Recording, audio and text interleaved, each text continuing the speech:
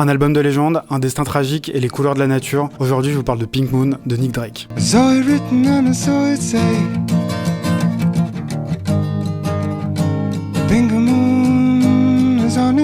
Dans un premier temps, n'hésite pas à t'abonner, je te présente des pépites musicales tous les jours. Je me souviens très bien quand j'ai rencontré la musique de Nick Drake pour la première fois. C'était par un cover de Place to Be caché dans le téléchargement d'un projet Bandcamp de Sinai Vessel en 2014. D'ailleurs, j'en profite pour vous recommander Profanity de Sinai Vessel, qui est un super EP d'emo/indie rock.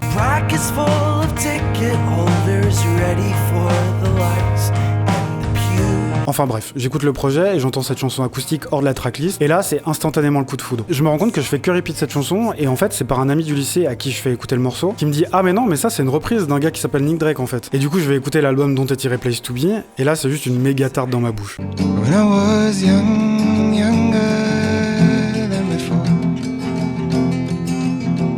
Bon, pour présenter Nick Drake rapidement aux personnes qui le connaîtraient pas, c'est peut-être le plus grand musicien de folk du XXe siècle, et comme la vie est horrible, il est bien évidemment mort à 26 ans, dans un anonymat presque total. Pink Moon, sorti en 1972, est son troisième et dernier album studio. Je pense que je le classerais à peu près au même niveau que son premier, Five Live Left, tout en haut de sa discographie. C'est clairement le projet le plus dépouillé de sa carrière, et on le retrouve 99% du temps seul avec sa guitare. Au niveau de l'enregistrement, il y a quelque chose de beaucoup plus sec que ses albums précédents, je trouve. Et du coup, ça crée quelque chose de très intime avec sa musique. On a presque l'impression de s'être glissé avec lui dans sa chambre.